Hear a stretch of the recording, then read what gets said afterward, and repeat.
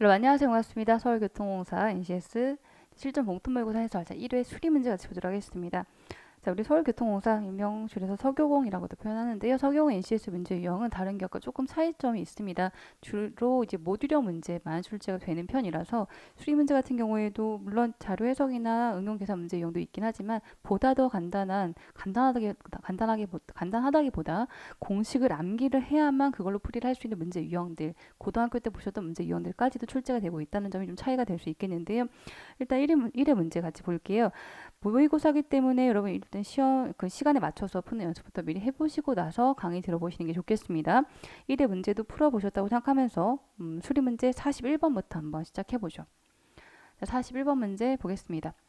자, 41번 첫 번째 문제부터 좀 많이 괴로운 문제 유형이에요. 일단 뭐 간단하게 식이 이렇게 나와 있긴 하지만 이런 유형이 예전에 고등학교 때 보셨던 그 급수의 종류 중에서 일명 몇 급수라고 하는 그 문제 유형이거든요. 몇 급수란 단어가 어렴풋이 기억이 나실지 모르겠습니다. 실제 시험이라고 하면 이런 문제를 풀어본 적이 잘 없고 접근 방법도 빨리 생각이 안 난다. 단순하게 곱하기 더하기라서 그냥 한번 해볼까라고 덤비시는 것보다 이런 걸 경험이 없다고 하면 일단 빨리 넘기시는 게 그냥 넘기시는 게 덤비는 것보다는 넘기시는 게 현명한 판단일 수 있다는 것. 그게 일단 전제가 돼야 될 것 같아요. 몇 급수라고 하는 것을 한번 이해를 해보면 이런 식의 구성입니다. 숫자가 등차 수열과 1, 3, 5, 7, 9 이렇게 쭉 가는 것은 등차 수열이죠. 그리고 등차 수열과 등비 수열, 여기 등비 수열이죠. 차이가 동일하게 가는 것, 그리고 곱한 비율이 같게 가는 것, 등차 수열과 등비 수열이 곱으로 이루어진 그게 이제 몇 급수의 형태인데요. 이것을 구하는 과정, 그 합에 대한 개념을 구하는 과정이 고등학교 교과서에 우리 잘 정리가 되어 있습니다. 그거 증명 과정을 우리가 지금 여기서 확인해 보는 것까지는 하기가 좀 어렵고 그냥 풀이하는 방법이 무엇이다라고 하는 것만 가지고 한번 답을 도출하는 그 풀이 과정을 한번 보도록 할게요. 자, 먼저 전체 합에 대한 개념이기 때문에 S로 표현하겠습니다. 해설지는 풀이하고 이제 거의 비슷하긴 합니다. 그 방법 이외에는 다른 거 우리가 찾기가 어렵기 때문에 그 방법 그대로 원래 해야 되는 그 규정대로 규정이라기보다 정도대로 가는 건데요. S라는 식이 있고 그 다음에 이 식에 두 배를 모든 곱하기 2를 넣습니다. ES. S에서 곱하기 2에서 ES 값을 구해서 그 식을 빼서 마이너스 S라는 값을 갖고 이제 식을 좀 변형시켜서 정리를 하게 되는데요. 자, 곱하기 2 한번 해볼까요? 첫 번째 곱하기 1 하면 여기는 1 곱하기 2의 제곱 이렇게 되겠죠. 그렇죠? 제곱 위치, 이 지수 위치를 맞추기 위해서는 한 자리 좀 뒤로 빼서 적을게요. 그냥 의도적으로 한 자리 뒤로 빼서 적게 됩니다. 여기도 곱하기 1 하게 되면 여기는 3 곱하기 3의 세제곱. 자, 첫 번째 식에다가 곱하기 2를 그냥 쭉 넣고 있는 겁니다. 모든 각각 항마다요. 플러스가 되겠고요. 그렇죠? 요거에 곱하기 여기 곱하기 뭐 플러스 5 곱하기 2의 4제곱 이제 뒤로 갈 겁니다. 쭉 생략하고요. 17에는 어떤 열일까요? 15. 17열에는 15 요 위치를 맞춰주시는 겁니다. 곱하기 2의 9 이렇게 되겠죠. 자, 플러스 17은요 이 뒤로 와서 19 곱하기 지금 2 했으니까요. 17이죠. 17. 17 곱하기 이제 2에 10 이렇게 되겠죠. 자, 19는 이제 같은 열이 위치가 없으니까 플러스 19는 뒤에다 곱하기 2S가 2에 11 이렇게 되겠네요. 하나 뒤로 시작해서 하나 뒤로 끝납니다. 첫 번째 식이 곱하기 2를 했습니다.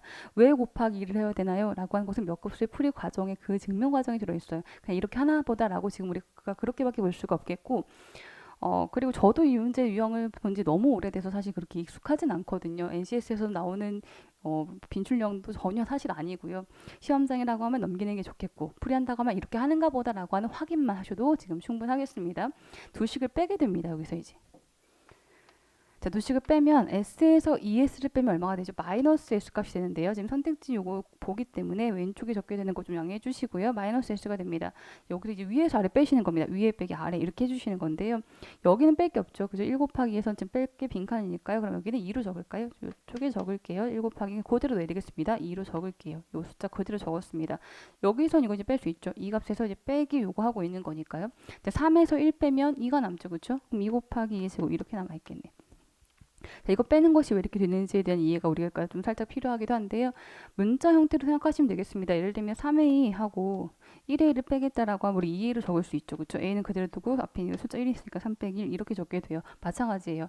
이 제곱을 두 개 곱한 값이니까요. 동일한 위치를 문자처럼 생각하시면 3에서 1 뺀 값으로 이 두 개 그냥 공통 위치 이렇게 적은 거는 마찬가지인 거죠. 자, 위에서 아래 뺀 값이고요. 자, 이렇게 해요. 그 다음에 여기서도 이제 5에서 3 뺀 거니까요. 여기도 2가 남겠죠. 2 곱하기 뒤에 것은 그대로 여기 3 아니죠. 여기 2예요. 그쵸 여러분? 여기 2입니다. 다시 수정할게요. 여러분. 여기 2의 세제곱이었던 겁니다. 곱하기 여기도 이제 2의 세제곱 이렇게 되겠네요. 계속 빼고 있는 겁니다. 여기도 그러면 2 곱하기 2의 저기 중간 생략이 되어 있고요. 이렇게. 그다음 여기도 플러스 2 곱하기 2의 10. 그리고 여기는 여러분 위에가 빈칸이죠. 빈칸에서 19 곱하기 10 그 2의 11제곱을 마이너스 하고 있는 거예요. 아무것도 없는 거에서 0에서요. 지금 19 곱하기 2의 11을 마이너스 하고 있다면 이것의 부호는 마이너스로 바뀌게 됩니다. 그래서 앞에 마이너스 부호가 싹 다 붙어 있는 거니까요. 여기는 19 빼기 17하면 2가 남는 거니까 남은 숫자 적었던 건데 여기는 지금 뺀 거 없고 0에서 19 이거 빼고 있는 거거든요. 그래서 마이너스 19 곱하기 2의 11 이렇게 되겠죠. 부호가 하나 바뀌었습니다. 자 이렇게 된 값이고요. 여기서 이제 우리가 지금 필요한 것은 그냥 s가 아니라 다 더한 원래 마이너스 s가 아니라 그냥 s값이 필요하죠. 마이너스 s가 아니라 그냥 s값이 필요합니다. 그냥 s값에 대한 것을 정리하려고 하면 다시 이 값을 마이너스로 나누게 해야 돼요. 나누기 마이너스 1 이걸 넣어주셔야 되죠. 부호를 바꿔서 그냥 s 값이 필요하니까요. 그럼 이 식을 다시 마이너스로 싹 다 정리를 한번 하게 되는데요. 그러면 이제 부호가 살짝 바뀌겠죠. 여기 마이너스가 적힐 겁니다. 위에 있는 식을 변형시킬게 마이너스가 적힐 거고요. 그리고 여기도 싹 다 마이너스가 되겠죠. 근데 여기를 어떻게 좀 정리할 수가 있냐면 지금 2의 제곱 지수가 들어있는 숫자들이 여기부터 여기까지 있거든요. 여기 부호가 다르니까 이거 떼고 여기까지로 볼게요. 요만큼까지 뗍니다. 자 여기서 그럼 부호를 여기만 마이너스 바꾸면 괄호를 하나의 그냥 항으로 이렇게 뭉쳐볼 수 있게 마이너스가 싹 다 들어가 있는 거나 마찬가지예요. 여기도 부호가 바뀌죠. 모든 항이 싹 다 부호가 반대로 바뀌는 겁니다. 마이너스 s를 s로 바꾸는 과정이에요. 플러스로 바뀌겠죠. 이렇게요. 여기를 묶은 이유는 여러분 그 몇 급수에 대한 값을 정리하는 과정에 등비수열의 합공식이 들어가요. 등비수열의 합공식. 등비수열 합공식은 이런 겁니다. r 마이너스 1분의 a 곱하기 r의 n제곱 마이너스 1. 자, 이건 어떻게 하나요? 공식이라서 암기하고 문제를 풀어주셔야 돼요. 등비수열 합공식을 암기해서 풀어주셔야 됩니다. 괴롭죠, 그렇죠? 뭔가가 굉장히 복잡하고요. 예전에 배웠던 의미가 있는 것 같기도 한데 기억이 잘 안 나고요. 이런 공식까지 써야 돼서 그래서 이 문제를 시험에서 풀이하는 것은 추천드리지 않습니다. 사실은요. 그냥 같이 좀 어떻게 하는 건가 보다라고 그냥 같이 봐주시면 되겠어요. 자 그럼 이제 여기서 우리가 등비수열 형태를 뽑아보기 위해서 이 과정을 거치고 있었던 거거든요. 등비수열을 이제 여기서 뽑게 됩니다. 괄호에서 좀 뽑게 돼요. 괄호에서 한번 볼까요? 다시 한번 아래쪽에 적어볼게요. 자, 마이너스 2에 마이너스가 있고 요 식을 보면 지금 어디까지 공통으로 뽑을 수가 있을까요? 2의 제곱까지는 공통으로 뽑아볼 수가 있겠죠. 그리고 이게 지금 2 곱하기 2의 제곱이면 여기가 2의 세제곱을 의미하고 있는 겁니다. 2의 세제곱. 여기 2의 4제곱 그렇죠? 2의 세제곱, 2의 4제곱 이렇게 되겠죠. 그래서 2의 제곱으로 공통으로 뽑아버리면 남는 것들이 있겠네요. 자, 2의 제곱으로 뽑으면 여기서 이제 2가 남게 되겠죠. 2의 제곱 뽑으면 여기는 2의 제곱이 남게 됩니다. 2의 세제곱 남게 이런 식으로 가고 있는 겁니다. 물론 이렇게 하면 2의 세제곱까지도 공통인 거 아닌가요? 라고 말씀하실 수 있죠. 그죠? 2의 세제곱 뽑아버리면 그럼 여기에 1이 남아야 돼요. 그 다음 여기 이제 2가 남을게요. 이렇게 가버리게 되죠. 그 다음 플러스 2의 제곱 이렇게 가버리게 되면 첫 번째 숫자가 좀 2로 뭔가 통일성이 없어서 계산 과정이 조금 괜히 불편하거든요. 공통 숫자 위치를 뽑아보기 위해서 2의 제곱까지만 뽑고 2를 남겼던 겁니다. 이렇게 여기서 풀이 과정에 대한 그냥 이해만 한번 해보시면 되겠습니다. 충분히 그냥 그 정도만으로도 괜찮습니다. 자 이렇게 하면 이제 2의 10 여기는 이제 2의 11인 거죠. 2의 11제곱인 겁니다. 2의 제곱을 뺐으니까 2의 9제곱으로 끝나겠네. 자 여기까지가 정리가 된 요 괄호까지 정리한 값이고요. 그 다음에 뒤에는 플러스 19 곱하기 2의 11제곱이 그대로 남아 있습니다. 이렇게 남아 있어요. 그러면 이제 여기가 등비수열이죠. 요 부분이 등비수열이 됩니다. 곱하기 2로 쭉 가고 있는 등비수열이네요. 곱하기 2로 쭉 가고 있는. 자, 그럼 R이 뭐죠? R이 공통 비율 공비. 공통적으로 계속 곱하고 있는 공비. R이 2가 되고요. 그리고 A는 첫째 항을 얘기합니다. A는 첫째 항이니까 여기서 이 괄호 안에 숫자만 갖고 등비수열 구한다고 하면 A가 2가 되겠죠. A가 이렇게 들어가네요. R도 2고 A도 2네요. 공통 공비 2고요. 그 다음 첫째 항도 2가 됩니다. 넣어볼까요? 잠깐 여기다 넣어보죠. 그럼 R 자리에 2 넣으면 2 마이너스 1분의 A값 2가 됩니다. 2. 그리고 여기 R은 2였죠. 자, A는 항이 몇 개인지 항의 개수 몇 번째까지 합을 구하고 있는지 항 개수를 구하고 있는 겁니다. 근데 2부터 2의 9제곱까지니까 R은 9개가 되겠죠. 마이너스 1. 자, 이것이 이제 등비수열의 합을 구한 건데요. 분모는 어차피 1이 돼버리네요. 정리했더니요. 여기는 2의 마이너스 2 이렇게 됩니다. 그죠? 요 합은 2의 10 마이너스 2. 자, 괄호로 구한 값은 2의 10 승 2의 10제곱 10제곱 마이너스 이렇게 됩니다. 그럼 거기다 갖다 넣어 볼게요. 다시 한 번 또 정리합니다. 마이너스 2 마이너스 하고 여기 2제곱 남아있는 거고요. 곱하기 괄호에는 요거 적으시면 돼요. 2의 10제곱 마이너스 2. 그리고 이제 남아있는 것은 플러스 19 곱하기 2의 11제곱 이게 남아있는 거죠. 지금 보시면서도 저건 진짜 나는 아닌 것 같다 생각하실 겁니다. 그게 맞을 수도 있습니다. 아닌 것 같다는 판단이 맞을 수도 있어요, 여러분. 전혀 문제되지 않습니다. 자, 그리고 하나 더 정리를 한번 해보죠. 저도 너무너무 오랜만에 보는 거라서 여기 10제곱 마이너스 2가 이 괄호 값이었죠. 괄호 잘 쳐주셔야 돼요. 괄호 생략하면 안 됩니다. 이 괄호에 대한 정리값이 이거였으니까 괄호 쳐주셔야 됩니다. 자, 마이너스 2에 마이너스 2 이제 괄호에 이렇게 넣어주셔야 돼요. 마이너스 2에 괄호가 이렇게 있던 거잖아요. 이렇게 넣어주시는 겁니다. 2에 이 두 개의 10개니까 12개로 만났겠죠. 그리고 마이너스 곱하기 마이너스 명이 플러스로 바뀌게 됩니다. 플러스 2가 3개가 됐네요. 이제 자, 마이너스 2제곱을 곱한 것을 이제 괄호에 넣어서 정리한 겁니다. 자, 플러스 19 곱하기 2의 11은 아직 남아있고요. 계속 정리합니다. 계속. 자, 여기 지금 여러분 여기 이 세제곱은 우리 이 정도는 8로 정리를 할 수 있잖아요. 8로 그렇죠? 그럼 8 플러스 8이네요. 앞에 마이너스 2가 있어 이렇게 두 개는 정리하면 플러스 6이 나오겠죠. 자, 플러스 6이 나왔고요. 그리고 마이너스 2의 12 플러스 19 곱하기 2의 11 이렇게 이제 남아있는 것이 마지막 식이네요. 플러스 6에 마이너스 2의 12 플러스 19 곱하기 21 여기까지 일단 정리했습니다. 이거 좀 지울게요. 자, 그럼 공통적인 것을 좀 뽑아봐야 되는데 여러분 지금 여기서 2의 11 있잖아요. 2의 11 여기 곱하기로 연결된 것은 항이 하나가 됩니다. 이렇게가 있고요. 그 다음에 이렇게가 있고 이렇게가 있는 거죠. 지금 6 빼기 2의 12 이 12제곱 플러스 19 곱하기 이렇게. 그럼 이게 정리가 되려면 여기가 11이 되면 같이 정리를 할 수가 있겠죠. 지수가 똑같으면 같은 문자처럼 취급할 수 있는 거니까요. 한 번 더 정리합니다. 2의 11하고 곱하기 마이너스 2 이렇게 해버리면 그럼 이 의미가 되겠죠. 그죠? 마이너스 앞에 적을까요? 편의상 마이너스 2 곱하기 2의 11 하면 이 숫자가 되겠네요. 2의 11로 정리한 것은 이 값과 같이 좀 보기 위해서입니다. 한 번 다시 적죠. 6 마이너스 2의 11 플러스 19 곱하기 2의 11제곱 이렇게 됩니다. 자, 했더니 이제 6하고 이거 11이면 똑같이 볼 수 있는 거죠. 그죠? 문자처럼 마이너스 2 플러스 19니까 플러스 17 되겠네요. 17 곱하기 2의 11제곱 이렇게 되겠네요. 자, 이 식이 지금 어디 있죠? 17 곱하기 2의 11제곱에 더하기 6까지 되어 있는 것이 지금 몇 번에? 4번에 있습니다. 4번. 이걸 이제 답을 도출한 겁니다. 답은 4번에. 엄청 열심히 풀었습니다. 그리고 중간중간에 뭔가 숫자의 정리 과정이 왜 저렇게 하려는 것인지는 이해가 안 되는데 좀 해야 되는 경우들이 있거든요. 그죠? 증명 과정 생략하고 풀이 과정에 대한 것만 딱 가지고 이제 풀이를 했던 겁니다. 몇 급수에 대한 풀이 과정이 이제 원래 이런 식으로 가고 있어서 중간에 등비수열의 위치를 갖고 찾아보기 위해서 정리를 한번 이렇게 빼서 정리했던 거고요. 이 괄호에 있는 값을 등비수열 합 공식을 통해서 이렇게 넣었던 거고요. 그리고 괄호 값을 풀어서 한번 정리한 식 여기서도 2의 11제곱을 찾기 위해서 한 번 더 이렇게 뺐던 거고요.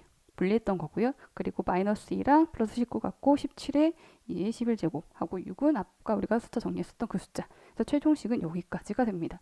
정답은 4번이 답이 되겠죠. 4번. 41번 문제 푸시면서 이제 뒤에 문제는 안 보는 게 낫겠다 생각하실 수도 있는데 이 문제만 유독히 그렇습니다. 이 문제만 잘 넘기시면 되겠고요.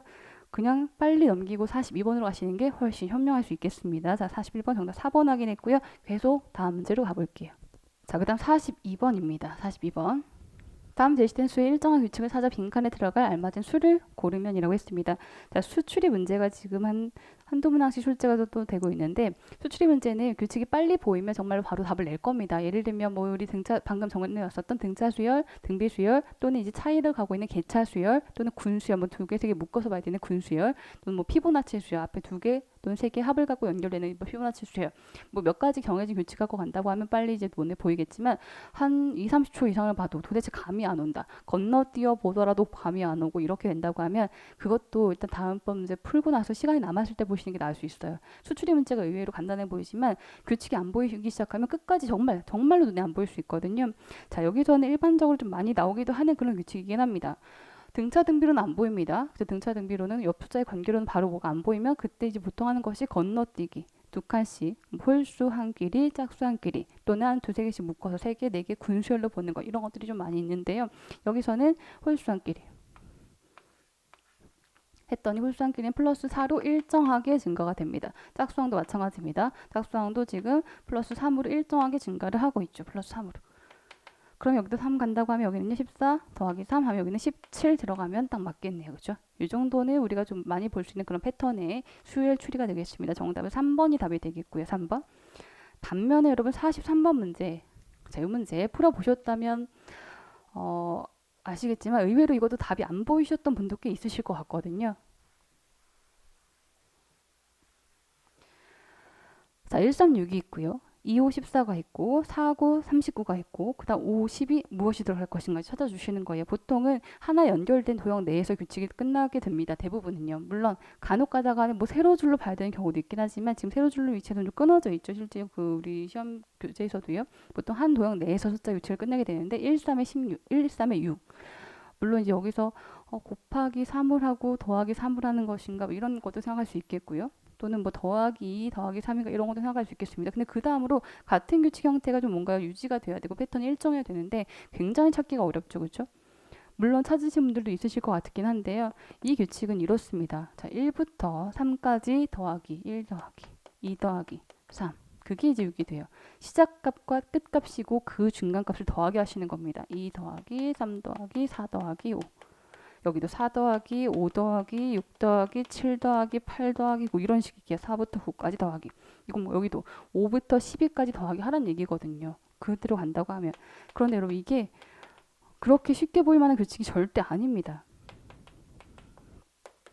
일단 뭐 적어보죠. 그래서 사실 수열추리 문제가 규칙을 알고 나면 조금 허무하기도 한데요. 그 중간 과정에서 우리가 겪는 그 고통이 너무 크거든요. 그래서 몇 초 안에 패턴이 안 보인다? 도저히 뭔지 모르겠다 싶으면 일단 넘기시는 게 그 판단이 더 필요할 수 있겠습니다. 이 합한값이 답을 내라고 하는 건데 이렇게 볼까요? 5하고 12의 합이 17이네요. 이렇게도 17, 이렇게도 17, 이렇게도 17이죠. 17이 총 4세트가 들어있습니다. 그렇죠? 17이 4세트가 들어있으니까요. 그 합은 68 이렇게 되긴 하는데요. 정답은 2번.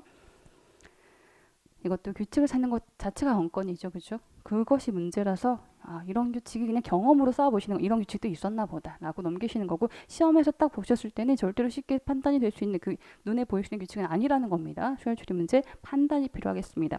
43번 문제였고요. 자, 그 다음 44번으로 가볼게요. 자, 우리도 이것도 좀 많이 볼 수 있는 그 속력 관련된 응용 계산 문제 유형입니다. 같이 보죠. 길이가 570m인 다리를 완전히 통과할 때 기차 A는 50초가 걸리고 A보다 60m가 짧은 기차 B는 23초가 걸립니다. A하고 B는 다리 양 끝에서 서로 마주보는 방향으로 동시에 출발해서요. A의 출발점으로부터 다리의 3분의 1 지점에서 서로 마주칩니다. 두 기차의 속력이 각각 일정할 때 기차 A의 길이는 얼마인가라고 했네요. 자, 지금 여기서 첫 번째 조건이 이거죠. 다리 길이가 570이고요. 그 다음 기차 A는 50초 완전 통과할 때요. 그리고 A보다 60m 짧은 B기차가 23초 걸린다고 했습니다. 자, A기차 길이 얼마인지 모르겠어요. A로 봐볼게요. A기차 길이 A로 보겠습니다. 그럼 B기차의 길이는요. A보다 60m가 짧은 이렇게 길이를 표현해 볼 수가 있겠죠. 그리고 완전히 통과한다. 이 문구도 여러분 해석을 잘 해주셔야 돼요. 다리를 완전히 통과한다. 완전히 빠져나갔다. 뭐 터널을 지나쳤다 통과했다라고 하는 것은 두 개의 길이 합이 이동 거리가 돼야 됩니다. 예를 들면 지금 다리 길이가 570m예요. 기차 A가 여기서 이제 진입을 합니다. 이렇게 딱 진입을 하고 있어요. A라는 미터 길이를 가진 기차가 여기서 570m만 갔다고 하면 통과가 아니죠. 570m 가는 위치는 여기서부터 여기까지 이렇게가 그 570을 간 위치인데 완전히 통과했다, 지나쳤다, 빠져나갔다고 하려면 자기 길이만큼 더 나가줘야만 통과가 됩니다. 그래서 항상 이런 표현이 나오면 두 개 길이 합이 이동 거리 570 플러스 A까지 이렇게 이동 거리가 된다라고 해석해버리시면 좋겠어요. 자, 그러면 처음에 통과했던 것은 570 플러스 A. 이게 A가 총 이동한 거리죠. 이걸 봤을 때 이동 시간이 50초 걸렸다고 합니다. A의 시간 50초. 자, 이렇게 표현하고 있는 것은 시간분의 거리, 이게 A의 속력을 의미합니다. 이게 속력이죠. 그 다음 B는요. 23초 동안 거리를 갔대요. 23초 동안. 시간분의. 거리 마찬가지예요. 570 하고요. 그리고 B의 길이는 A 빼기 60이니까 이렇게 두 개 합이 됩니다. 그러면 510이 되겠죠. 510 플러스 A, 이게 이제 B의 속력이 됩니다. B는 이 시간 동안 이 거리를 간 겁니다. 시간분의 거리, 이게 B의 속력이네요. 자, 그 다음 또 중요한 조건이 있습니다. 자, 전체 다리 길이가 570 다시 한 번만 그려볼게요. 여기서 A가 이렇게 진입을 한 거고요. A가 이렇게 진입을 한 거고, 그리고 B는 이쪽에서 진입을 한 겁니다. 이렇게 했을 때 서로 마주보는 방향으로 동시에 출발해서 다리 양 끝에서요. 자, A 출발점으로부터 3분의 1 지점에서 3분의 1 지점이라고 하면 여기서 만난 거거든요. 570을 나누기 3 했더니 190이 나옵니다. 190이처럼 만난 거예요. 그럼 이 말은 A하고 B가 똑같이 출발했는데 B가 2배를 더 갔네요. 그렇죠? B가 2배를 더 갔죠. 같은 시간 동안 여기서 딱 만났으니까요. 그러면 A보다 B의 속력이 2배가 빠르다는 겁니다. 속력은요? 속력은 B의 속력이 A 속력의 2배가 된다. 이런 식인 거죠. 그렇죠? 같은 시간 동안 A가 요만큼 한 칸 갈 때 B가 2칸을 간 거니까요. 자, 가장 중요한 조건이 이제 요거예요. 속력의 값은 B가 A의 2배이다. 물론 이제 이거 갖고 이제 식을 세워볼 수도 있겠지만, 자, 우리가 선택지를 활용해 볼 수도 있죠. 그죠? 선택지를 활용해 볼 수도 있겠습니다. 자, 요거 갖고 이제 문제를 풀어볼게요. 여기 한 번만 다시 적을까요? 이쪽에 같이 넣어보기 위해서. 50분의 570 플러스 A가 지금 A의 속력인 거고요. 23분의 510 플러스 A가 B의 속력인 겁니다. 자, 그러면 1번에 150이 A 기차 길이라면 이라고 넣었을 때 두 속력 관계가 2배가 나오는가? 이렇게 한번 생각해 보시는 겁니다. A자리에 150 넣어볼까요? 자, 여기 150 넣어보겠습니다. 이게 이제 A가 맞다. 만약에 1번이라면 이렇게 넣어보시는 거. 1번에 150이라면 A 값이. 자, 150 넣을게요 했더니 720이 되나요? 분자값은 지금 720하고 50 이렇게 되겠네요. 50분의 720. 여기도 150 넣을까요? 자, 23분의 했더니 지금 660 되겠죠? 자, 50분의 720 00 떼버렸더니 지금 14.4가 나오고요. 뺐더니 여기 14.4가 나옵니다. 자, 23분의 660을 구하게 되면 그럼 이거 2배 값이면 28.8이 딱 나와야만 이 의미가 맞는 거죠. 그렇죠? 요 의미가 지금 맞아 떨어져야 되는데, 그런데 이거 한번 구해보시면 28.6 얼마 해서 이제 28.7 정도로 딱 이렇게 나올 거예요. 그 떨어지지 않습니다. 2배라고 하는 의미가 안 맞아요. 계속 좀 점점점 가고 있거든요. 28.8로 떨어져야만 그 의미가 맞을 텐데, 그럼 이제 1번은 아니라는 거죠. 그렇죠? 여기서 이제 2번을 의심해 볼까요? 자, 이제 2번이라고 하면, 자, 만약에 이제 2번 180이라고 하면, 만약에 2번 180이라면 이렇게 넣어보는 겁니다. 물론 이렇게 하다가 5번까지 가면 더 오래 걸리는 거 아닌가요? 물론 그럴 수도 있죠. 그렇죠? 근데 이 방법을 좀 바꿔서 보자는 겁니다. 풀이 과정에 대한 것은 이제 해설이 적혀 있는 내용도 한번 확인해 참고해 보시고, 이런 방법도 있다는 걸 좀 같이 보는 겁니다. 180을 넣어볼게요. 요 A 자리에. 50에다가 180 넣었더니 여기는 지금 750이 되겠죠. 750. 네, A 자리 180 넣고 있는 겁니다. 여기 23분에도요. 180 넣게 되면 690이 되겠네요. 이렇게 690. 자, 정리합니다. 왼쪽을 정리했더니 나누기 딱 떨어지네요. 여기 15가 보이고요. 그렇죠? 여기도 했더니 여기 30으로 정확하게 지금 보이죠. 그럼 속력이 B가 A 2배니까 어떤가요? 그러면 아까 했었던 그 조건에 맞는 거죠. 그럼 정답이 2번이겠다. 이렇게 끝납니다. 자, 식을 세는 방법 한번 다시 말씀드립니다. 자, A의 길이 그리고 이거 갖고 B의 길이 구했고요. 그리고 통과한다고 하는 것에 대한 그 내용 갖고 속력을 구했습니다. 시간분의 이동거리, 시간분의 이동거리. 그리고 이 조건 가지고요. 우리가 B 속력이 A 2배라고 하는 것도 해석했습니다. 그러면 어떤 A 값이 나왔을 때 속력이 2배 관계가 되겠는가, 이걸 보려고 했던 겁니다. A 이쪽에 2배 한 값이 이게 되는 그 위치를 좀 찾아보려고 했던 거예요. 해서 1번 넣었을 때 14.4에 28.8 안 떨어졌기 때문에 넘겼고요. 2번에 180 넣었더니 15 하고 30으로 2배가 성립이 됐기 때문에 정답을 2번으로 처리할 수가 있죠. 자, 44번 이렇게 해결해 봤습니다.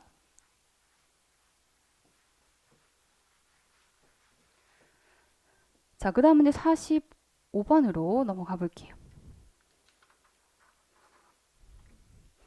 내용 봅니다. 다음은 문화체육관광부에서 19세 이상 인구를 대상으로 2019년 6월에 조사한 삶의 만족도 조사 결과 나타낸 자료입니다. 각 연령별 응답자 수가 같을 때 자료에 대한 설명으로 가장 적절한 것이라고 했네요. 자, 첫 번째 편은 연령별 삶의 만족도라고 되어 있습니다. 10점 만점에 각각 점수가 연령대별로 나와 있고요. 그 다음 두 번째 편은 항목별 30대 삶의 만족도 항목별로 점수 나와 있네요. 이거 가지고요. 바로 선택지 1번 볼게요. 최우선으로 30대 삶의 개선할 정책이 시행이 되어야 한다. 자, 일단 그 연령대에 대한 정보를 보면 여기서 봐야 되겠죠. 30대가 지금 6.5예요. 물론 그 문장의 의도는 제일 낮은 60대 이상 이쪽의 만족도가 낮으니까 이쪽을 개선해줘야 한다라는 해석을 갖고 있는데, 사실은 이것만 갖고 저렇게 판단을 바로 하기는 좀 어렵지 않나, 이게 그 객관적인 연결이 좀 어렵다라고 생각이 드실 수도 있죠. 근데 서울교통공사의 그 자료에서 문제가 이런 게 좀 있었어요. 해석으로 연결했을 때 가장 적절한 것과 또는 좀 가장 거리가 먼 것을 좀 비교해야 되는 그런 내용이 있었거든요. 그래서 어쨌든 1번은 가장 만족도가 낮은 쪽은 연령대 60대 이상이니까 이쪽이 먼저 좀 개선이 될 필요가 있다라는 판단을 해볼 수가 있겠습니다. 30대가 그렇다고 보기에는 좀 데이터의 수치가 좀 안 맞죠. 그렇죠? 여기서 60대 이상에 대한 판단이 필요하겠고요. 보기를 상대적으로 좀 비교해 보셔야 됩니다. 2번을 볼까요? 19세 이상 인구의 삶의 평균 만족도는 6.4점이다. 자, 19세 이상의 만족도 평균. 19세 이상이라고 하면 지금 요거 19부터 29세라고 한 거니까 전체 다 보라는 거거든요. 그죠? 이 연령대가 19세 이상인 거잖아요. 그러면 여기서 지금 평균 6.4를 딱 평균 두고요. 편차가 0이 되는지를 한번 봐볼까요? 여기 6.4보다 0.4가 크네요. 여기 0.1이 크고요. 여기는 0.1이 낮죠. 여기는 0.7이 낮고요. 여기는 0.8이 낮네요. 자, 6.4하고 편차 적은 겁니다. 6.4가 평균, 즉 정중한 값이라고 인정이 되려면 편차들의 위아래 플러스 마이너스 합이 제로가 돼야만 얘가 정확한 평균이 될 건데요. 지금 플러스가 0.5 있고요. 마이너스가 지금 훨씬 더 많이 있습니다. 그렇죠? 그래서 당연히 틀렸을 것 같아요. 마이너스의 지금 합이 마이너스 1.6이 있죠. 마이너스 1.6. 플러스가 0.5가 있고요. 물론 평균 끝까지 구해보는 과정으로 가볼까요? 일단 6.4가 아닙니다. 6.4가 되려면 편차들의 합이 제로로 떨어져야 돼요. 우리 편차의 지금 합은 0.5에 마이너스 1.6 하면 마이너스 1.1 되죠. 그렇죠? 여기서 별량계수 5개니까 5개 나누기 n분의까지 하면 얼만큼 차이가 되는지가 이제 나오겠죠. 마이너스 1.1 마이너스 5 나누기 5 했더니 0.22가 되네요. 정확한 평균이 6.4보다 이만큼 더 계산을 추가를 해준 값, 이게 정확한 평균값이 됩니다. 했던 6.18, 이게 정확한 평균이네요. 여기까지는 안 가도 됩니다. 6.4 갖고 편차 다 합을 냈을 때 0이 되는지 이렇게 판단해 보시면 되죠. 끝까지 구하는 방법을 한번 이해해 봤던 겁니다.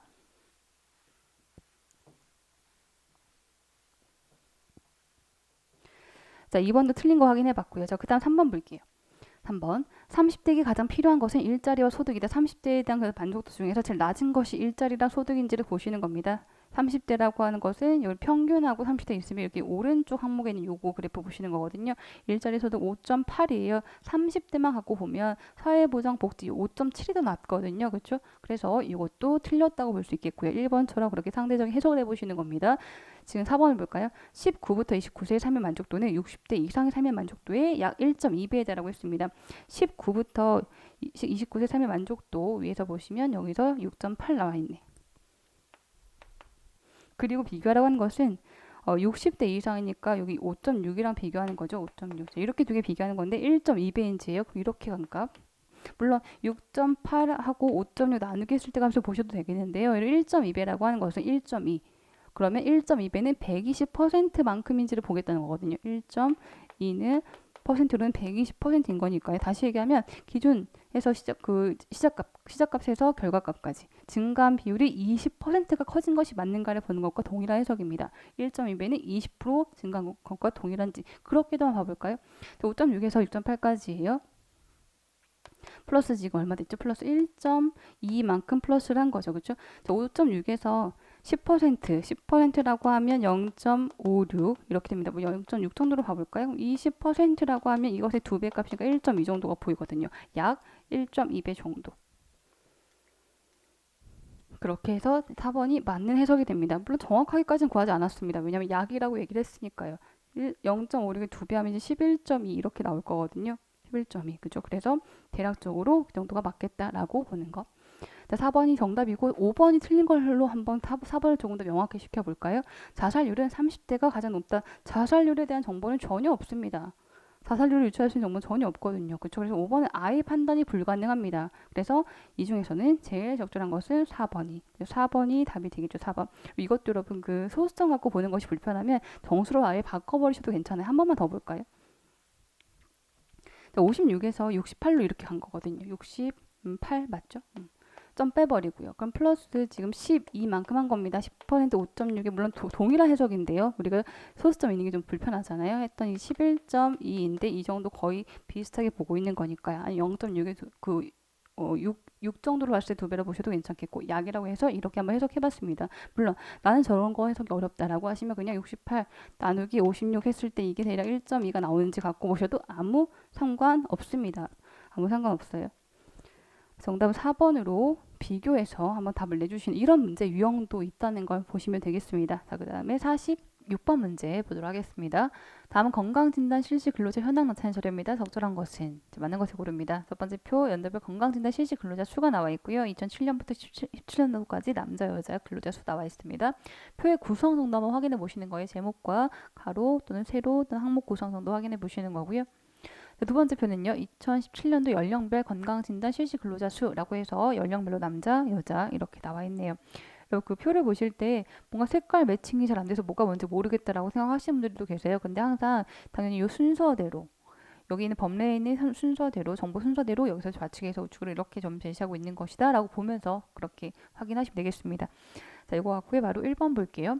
건강진단 진료 항목은 다양해졌다. 건강진단 진료 항목에 대한 정보는 뭐 전혀 없거든요. 그렇죠? 이건 알 수가 없죠. 자, 1번은 모르겠고요. 자, 2번을 볼까요? 2007년부터 2017년도까지 남자 건강진단 실시 근로자 수는 연평균 약 8.9%씩 증가하였다. 라고 했고요. 그리고 괄호 안에 단 1.089의 10제곱은 약 2.345이다. 이런 말이 있습니다. 뭔가 이제 이걸 활용해서 문제를 푸는 것처럼 보이는데요. 연평균 증가율을 구하는 공식이 또 정해져 있어요. 연평균 성장률을 구하는 공식이 되어 있는데 이게 이런 공식이로 이것도 이런 문제 풀 때는 이 공식도 필요한가 보다라고 생각하면서 보실 수밖에 없는 그런 의도의 문제인데요. 자, n 제곱근 a분의 b 마이너스 1 이런 공식이 있습니다. n제곱근, 자 n이라고 하는 것은 몇 년도 기간인지 2007년부터 17년도까지면 이제 10개, 그죠? 10이 들어가겠죠. 연도 몇 개인지를 보는 거고요. a는 첫 번째 시작값, 초기 값이고요. b는 최종 값이 됩니다. 그러면 a분의 b, a는 2007년도 값이 들어갈 거고요. b는 2017년도 최종 값이 이렇게 들어가겠죠. n제곱근 a분의 b 마이너스 이런 공식이 좀 활용이 되는 그런 문제인데요. 어쩔 수가 없습니다. 자, 이거 갖고 2007년도 값을 볼게요. 남자 쪽이죠. 남자가 672가 최초값이 되겠고요. 그리고 최종값은 17년도에는 1576이 되겠네요. 연도는 10개였으니까 이대로 넣어버리면 자 10의 제곱근 루트 그리고 672분의 1576에서 빼기 1한 값 이렇게 됩니다. 자 그리고 루트를 이거 벗기는 것은 우리가 요거 이런 식이에요. a 루트 x의 b 제곱이면 이것은 x의 a분의 b로 이렇게 벗기게 되거든요. 제곱근 앞에 있는 것이 분모 그리고 여기 있는 것이 b 이렇게 됩니다. 그럼 이것도 마찬가지로 672 한번 정리할까요? 요거 좀 지우고요. 672분의 조금 옆으로 적을게요. 자, 옆으로 672분의 1576이고 여기는 제곱이 없으니까 1이 있는 거랑 마찬가지죠. 그러면 10분의 1 이렇게 됩니다. 이것의 10분의 1 마이너스 1. 자, 그런데 여기 1576 나누기 672, 1576 나누기 672 여기 분수 형태를 정리한 그 값이 이제 우리가 아까 스쳐서 봤었던 2.345 정도가 나올 거예요. 2.345. 그래서 이런 정보를 넣어두고 있는 건데 이 괄호 값을 정리한 것이 2.345. 자, 그것의 10분의 1 마이너스 이렇게 정리가 됩니다. 마이너스 1. 자, 이 값이 이걸 나누기 한 값이 여기 나올 거라서요. 이걸 이제 활용하기 위해서는 이거 나누기 해보라는 거거든요. 소수로 바꿔보기 위해서. 나누기 해서 이렇게 해서 정리가 됐는데 그럼 2.345는 그것은 1.089의 10제곱과 같다라고 해서 이 자리를 1.089의 10제곱으로 바꾸란 얘기입니다. 이것과 이것을 같게 보고 있으니까요. 바꿔 적을게요. 자, 1.089의 10제곱에 그것의 10분의 1인 거죠. 그것의 10분의 1. 그러면 지수는 이 곱하죠. 이것도 잠깐 말씀드리면 x의 a의 b 제곱 이렇게 있으면 이건 x의 ab 이렇게 정리가 되거든요. 괄호 밖에 있으면 그 두 개 곱한 값이 지수에 들어갑니다. 마찬가지로 10 곱하기 10분의 1 곱하면 이게 사라지게 되겠죠. 그렇죠? 여기 이제 마이너스까지 들어가 있는데요. 따라서 없어질 거기 때문에 1.089 마이너스 1 이렇게 정리가 됩니다. 해서 1을 빼버리면 1.089에서 1을 빼버리면 0.089가 남게 되죠. 0.089 이거 퍼센트로 바꾸면요. 퍼센트는 곱하기 100을 한 값이니까요. 이거는 100 곱하기 100 하면 8.9%가 되겠네요. 그래서 이제 2번이 맞는 것이다. 이런 해석이 됩니다. 사실 여러분 이것도 2번을 안 풀고 나머지 3, 4, 5를 푸는 게 훨씬 더 현명할 수 있습니다. 2번 이런 거 풀기 위해서 이걸 다 이제 정리해야 되겠다. 이것보다는 실제 시험이라고 하면 2번 뭐 이런 정보 나오는 순간 이건 좀 아니다. 판단하시고 3번, 4번, 5번을 먼저 보시는 게 당연히 현명할 수 있어요. 어떤 개념을 묻고 있는 건지 한번 같이 보기 위해서 정리 한번 했던 거고요. 이 공식을 가지고 N은 연도 몇 개인지, A는 초기값, B는 최종값 갖고 공식에 넣어서 이렇게 풀이를 이렇게 했던 겁니다. 자, 2번이 정답이 되는 것을 지금 확인하겠지만, 자, 3, 4, 5번을 거쳐서 온다는 가정하에 3번 보겠습니다. 3번. 제시된 모든 연도에서 근력 운동 실시 근로자 수는 남자가 여자보다 많다. 근력 운동에 대한 정보 없거든요. 그게 남자가 많은지 여자가 많은지 모릅니다. 근력 운동에 대한 정보 없습니다. 그렇죠? 그래서 1번, 3번은 정보에 나와 있지 않은 내용들인 거고요. 4번을 볼게요. 남자 건강진단 실시 근로자 수가 처음으로 1000을 단위가 1000명 단위였으니까요. 그냥 숫자 볼게요. 이게 처음으로 1000 넘으네. 남자가 처음으로 1000 넘어간 해는 이때가 되겠죠. 이때 그쵸? 했던 2014년도가 됩니다. 2014년도에 남자 건강진단 실시 근로자 수는 여자 건강진단 실시 근로자 수의 약 4.5배에 달하고 있습니다. 14년도 그때 관계를 보는 거네요. 1145하고요. 그때 여자 265의 관계. 자, 1145 나누기 265 했을 때 그 값이 얼마가 나온지 이거 보는 거거든요. 자, 이게 지금 4.3 정도가 나옵니다. 나누기 필요하네요. 대충 봤을 때 안 되겠죠. 그쵸? 4.3 정도. 대략 4배보다 많을 것 같고 5배는 안 되겠다라고 하시면 나누기가 필요하겠죠. 그죠? 정수 위치에서의 판단이 딱 안 되면 4배 얼마라고 하면 소수점 위치에 대한 확인이 필요하다는 겁니다. 그래서 4.3배. 4.5배 아니니까 4번도 이제 틀린 걸로 볼 수 있겠고요. 5번 마저 볼게요. 2017년도에 건강진단으로 발병 전 조기 예방을 가장 기대할 수 있는 근로자의 연령은 40대이다라고 했습니다. 이것도 사실 그냥 바로 판단하기는 어렵지 않은가 이런 생각이 드실 수도 있는데요. 17년도에 지금 40대를 볼까요? 17년도 40대, 연령대는 여기서 보셔야 되겠죠. 그죠? 40대 지금 그 전체 건강진단 실시 근로자 수를 보면요. 40대가 세 번 항목이네요. 465하고요. 그리고 여기는 465가 아니라 393하고 세 번째죠. 393하고 95가 됩니다. 40대는요. 393하고요. 393하고 그리고 95가 되죠. 자, 그런데 이게 무슨 말이냐면 그럼 그 건강진단을 가장 많이 받은 연령대가 예방도 할 수 있지 않을까 이런 해석을 하고 있는 거거든요. 근데 더 많이 받은 쪽이 30대가 되죠. 465가 좀 많이 보이잖아요. 465 더하기 여기도 90 이렇게 하는 거. 30대 총합은요. 지금 555가 되고요. 비교하고 있었던 40대 합은요. 488이 됩니다. 488. 30대가 조금 더 많이 예방도 할 수 있겠다. 많이 검사를 받고 있으니까요. 그래서 이제 5번도 틀린 것이 되죠. 그죠? 5번 틀린 거. 정답은 아까 2번이었고 나머지 보기를 상대적으로 비교하시면 1, 3, 4, 5를 거쳐오는 게 더 빠를 수도 있겠습니다. 자, 46번 문제였고요. 자, 그 다음 문제 계속 이어가 볼게요. 47번입니다.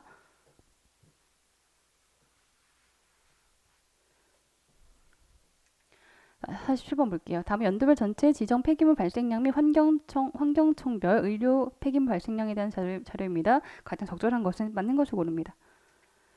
첫 번째 표 연도별 전체 지정 폐기물 발생량 2009부터 2017년도까지요. 의료 폐기물 그리고 사업장 지정 폐기물 아래쪽이 의료가 되겠고요. 위쪽이 이제 사업장이 되겠죠. 각 연도마다요. 전체는 이렇게 두 개 합을 얘기하고요. 환경청별 의료 폐기물 발생량이 또 나와 있네요. 한강청부터 낙동강, 영산강, 새만금청까지 나와 있습니다. 2015, 16, 17년도 9번도 이렇게 되어 있네요. 자, 이거 가지고요. 1번 볼게요. 의료 폐기물 발생량이 매년 전년 대비 증가한 환경청은 총 4곳이다라고 했네요. 자, 지금 환경청에서 의료 폐기물 발생량이 매년 증가한 곳. 자, 그러면 여기서 보실 거고요. 여기 두 번째 그래프에서요. 매년 증가했다고 하는 것은 연도 지금 3개 가지고 있으니까요. 이게 계속 쭈르륵 증가하고 있는지를 보시는 거예요. 이렇게 계속 증가하고 있는 거. 여긴 증가했다 감소했죠. 증가했고 수치 보시는 겁니다. 증가했고 여기는 이제 증가했다가 감소했다가 증가했죠. 한번 감소가 있네요. 그러면 하나, 둘, 셋, 넷, 5곳입니다. 4곳 아니고 5곳이죠. 자, 그래서 1번 틀렸고요. 2번 틀렸고. 자, 2번 볼까요? 2017년 전체 지정 폐기물 발생량은 2009년도 전체 지정 폐기물 발생량이 약 2.65배이다. 2007년 전체가 9년 전체의 약 2.65배인지. 자, 그러면 이제 여기서 볼 겁니다. 2017년도하고 9년도를 보라고 했죠. 그럼 전체니까 두 개 합을 구하셔야 되는 거거든요. 2009년도에 31,846하고 1224 이렇게 두 개 합을 한번 더하기 해주셔야 되겠습니다. 자, 더하겠더니 33,070 됩니다. 33,070. 17년도도 마찬가지 52,213하고요. 22,190 이렇게 두 개 합 전체 값을 구하는 거니까 했더니요. 여기는 54,403이 되네요. 54,403 이렇게 됩니다. 열심히 볼 이유가 없겠죠. 왜냐하면 지금 여기서 2.65배인지 물었는데 이미 2배도 안 됩니다. 2배도 안 돼요. 2배 하면 지금 66으로 가야 될 것 같아요. 54로 가고 있잖아요. 끝까지 안 구해도 얼마인지 모르겠지만 2배도 안 되는 걸로 2번도 틀린 거 알겠습니다. 3번 주변에 폐기물 시설이 제일 많은 환경청은 한강청이다. 주변에 폐기물 시설이 가장 많은 것? 그리고 지금 여기서 두 번째 표에 있는 것은 물론 환경청별 의료 폐기물 발생량을 구한 거긴 한데요. 발생량이 많으니까 주변에 이것이 많겠지라고 하는 그렇게 그 연결된 해석을 보긴 좀 어렵습니다. 이것만 갖고도 이럴 것이다라고 해석을 하는 건 좀 어렵죠. 정보가 좀 많이 부족한 거죠. 그래서 3번도 판단하기는 어렵다. 폐기물이 많다고 해서 주변에 그 시설이 많을 것이다 라고 보는 것은 바로 연결성은 좀 안 되죠. 3번 정확히는 알 수가 없는 해석이 되겠습니다. 만약에 그럼 여기서 3번도 그렇게 볼 수 있지 않을까라고 한번 고민이 되시면 다른 선택지랑 비교를 한번 해보셔야 돼요. 3번보다 더 맞는 것이 있으면 이제 그게 정답이 돼야 되는 거거든요. 3번은 연결이 바로 되긴 어렵지만 정확히 알 수는 없는 거지만 조금 그 의심되시면 다른 4번이나 5번하고 좀 비교를 해보셔야 되겠어요. 4번 볼까요? 2016년 전체 의료 폐기물 발생량에서 낙동강청의 의료 폐기물 발생량이 차지한 비중은 전년 대비 증가했다. 16년도에 전체 의료 폐기물에서죠. 의료 폐기물입니다. 낙동강의 의료 폐기물 전년도면 2015년도랑 비교하는 거네요. 2015년도 하고요. 2016년도하고 비교합니다. 자, 의료 표로 가볼까요? 자, 전체를 보려고 하면 첫 번째 표로 가서 의료 폐기물만 봅니다. 2015년도 2003 이게 의료 폐기물인 거죠. 그쵸? 2003에서요. 여기도 적어둘까요? 16년도가 2175에서의 비중이고 낙동강에 대한 것만이에요. 낙동강. 낙동강의 2015년도 낙동강은요. 여기서 지금 430이네요. 430. 그리고 16년도의 낙동강은 450입니다. 450. 자, 이렇게 해서 비중을 구했을 때 지금 4번 내용은 이것이 전년도 대비 커진 것이 맞는가 이렇게 묻고 있는 거거든요. 물론 퍼센트를 구해볼 수도 있겠지만 한번 증가율로 봐볼게요. 430에서 450까지입니다. 자, 플러스 20 증가했죠. 증가량부터 보면 여기는요 2003에서 2175까지 갔으니까 지금 172가 증가한 거거든요. 172 그쵸? 172가 증가했습니다. 자, 그럼 증가 비율이에요. 증가 비율 430에서 20이 증가된 겁니다. 430에서 20이 증가된 거죠. 10%는 43. 절반으로 20을 좀 찾아가시는 겁니다. 절반이면 5%. 5%는 지금 21.5. 그런데 20인 거 보니까 5% 값보다는 분자는요 조금 적게 증가를 했네요. 그죠? 근데 열심히 볼 이유가 없죠. 왜냐면 2003에서 170이에요. 여기는 10% 200 정도, 5%는 100 정도인데요. 100보다는 한참 크게 증가했습니다. 10%의 반인 5% 값보다는 여기는 훨씬 더 많이 증가했죠. 그러면 분자의 증가 비율보다 분모의 증가율이 훨씬 더 커요. 분수의 특성상 분자보다 분모를 더 많이 키워버리면. 분자는 적게 분모가 많이 커지면 결과는요 작아지게 되죠. 화살표 방향으로 그 값은 줄어들었구나 라고 해석해 볼 수 있겠네요. 물론 이것도 그냥 계산을 비율을 구하시는 게 편하시면 그것도 좋겠지만 이 증가율로 판단하는 연습을 한번 해보시면 문제풀이 진짜로 많이 활용해 주실 겁니다. 전년도 대비 감소했죠. 4번도 틀렸습니다. 5번 볼까요? 의료 폐기물 발생량이 전년 대비 증가율은 2015년도에 가장 크다. 의료 폐기물 발생량의 전년 대비 증가율을 봅니다. 15년도에 제일 큰 것이 맞는가? 의료 폐기물은 이제 여기서 아래쪽에 있는 숫자들인데요. 2015년도가 지금 여기죠. 여기서 이렇게 간 증가율이 제일 큰 것이 맞는가요? 대략 한 1700이고요. 2003까지 한 300 정도가 증가했습니다. 300 정도. 그러면 여기 증가율은 1699, 1700 정도에서 300에 대한 비율, 전년도 값 대비 증가량에 대한 비율을 의미합니다. 자, 의료 폐기물 이제 아래 있는 숫자들인데요. 감소는 안 볼 거예요. 증가한 것이 제일 큰 거 볼 거니까 여기는 감소했으니까 안 봅니다. 감소했으니까 이거는 제외를 하죠. 11년도에는 증가했습니다. 그런데 그게 한 100 정도. 여기도 한 100 얼마, 200이 채 안 됩니다. 여기도 한 100이 채 안 되고요. 여기도 100 한 50, 60 정도? 100 한 70 정도? 그리고 여기서는 여기도 200이 안 되죠. 여기도 뭐 거의 차이가 없습니다. 그러면 증가량만 갖고도 여기 증가율이 가장 크겠다는 판단을 해보는 거 어때요? 충분히 가능하죠. 왜냐면 분모는 큰 차이들이 사실 없는데요. 증가량 자체, 분자에 관한 증가량 자체가 아주 큰 차이를 갖고 있으니까요. 2015년도에 전년 대비 증가율이 제일 크겠다는 것을 여기 숫자의 패턴 가지고도 대략 판단이 가능하겠습니다. 그럼 이건 수치적으로 맞는 거거든요. 그쵸? 5번은 수치적으로 맞는 거죠. 그래서 3번하고 비교했을 때 당연히 정확한 것은 5번이 더 정확한 것이다라고 보일 수밖에 없겠죠. 정답은 5번으로 확인해 봤습니다. 자, 그다음 한 문제 더 있습니다. 48번으로 가볼게요. 자, 내용 보죠. 다음은 서비스별 지하철 이용 만족도 나타낸 자료입니다. 제시된 자료의 모든 내용을 한눈에 알아보기 쉽게 만든 자료로 가장 적절한 것은, 자, 이것도 여러분 실제 기출 문제 유형을 좀 반영시켜 놓은 문제인데요. 지금 서비스별 지하철 만족도예요. 그리고 가불병정부 ABCD가 무엇인지 정확하게 우리가 지금 어떤 게 지하철이고 어떤 게 서비스인지를 지금 항목을 구분을 정확하게 짓기 어렵긴 하고요. 각각의 점수들이거든요. 이걸로 1번, 2번, 3번, 4번, 5번 그래프로 바꿨을 때 무엇이 한눈에 보기에 적합한 점수화 되어 있는 자료가 되겠는가, 이겁니다. 근데 그래프에서도요, 추가적인 정보들이 없죠. 그쵸? 어디가 뭐 가불병정 무인지 이런 해석이 정확하게 안 적혀 있거든요. 근데 실제 기출이 그랬습니다. 근데 위에 표가 덜렁 있고 아래는 그 그래프가 이렇게 나와 있고 정보가 정확하게 연결되어 있진 않고, 이 문제 의도는 그냥 이런 표를 갖고 그래프로 바꿨을 때 제일 한눈에 보기 쉬운 그 그래프의 구성은 무엇인가, 숫자 위치를 보는 게 아니라는 겁니다. 예를 들면 이렇게 방사형 그래프가 맞는 것인가, 꺾은 선 그래프가 맞는 것인가, 막대 그래프가 맞는 것인가, 또는 이렇게 층별 그래프가 맞는 것인가, 이거 보시는 거거든요. 그렇죠? 그래서 이거 이제 보기를 갖고 그냥 판단하시는 거예요. 물론 어떤 분들은 4번이 제일 비교될 수 있는 거 아닌가, 이런 얘기도 하실 수 있겠는데요. 지금 이거는 전체 만족도의 총점을 좀 비교할 수 있어야 돼요. 이거는 항목별로 하나씩을 비교하긴 좋겠지만, 그래서 뭐 값은 뭐가 제일 크고 이렇게 보기는 좀 어렵죠. 그래서 이런 형태의 표를 갖고 그래프를 바꿨을 때 제일 적절하게 보는 것은 그 수리의 이론적으로는 1번의 방사형 그래프가 됩니다. 방사형 그래프. 왜냐면 방사형 그래프는 면적이 점수 총점이 될 수 있거든요. 전체 그 면적이 제일 넓은 값이 총점으로 가장 큰 걸로 볼 수 있다. 이렇게 돼서 점수 전체 값을 비교를 한꺼번에 하기에는 방사형 그래프를 주로 쓴다라고 되어 있어요. 모듈형 문제다 보니까 우리가 이론적으로 그냥 그런가 보다라고 감안하면서 접근해야 되는 것들이 몇 가지가 있거든요. 나는 아무리 봐도 1번 별론데, 나는 4번이 좋은데 라고 생각을 하셔도 실제로 이론적으로는 1번의 그래프를 이런 형태의 표에서 활용을 하게끔 되어 있기 때문에 전체 점수에 대한 비교, 면적화시키는 방사형 그래프, 이걸로 좀 정답을 체크하실 필요가 있겠습니다. 용도별로 보고 있는 겁니다. 그래프 용도별로.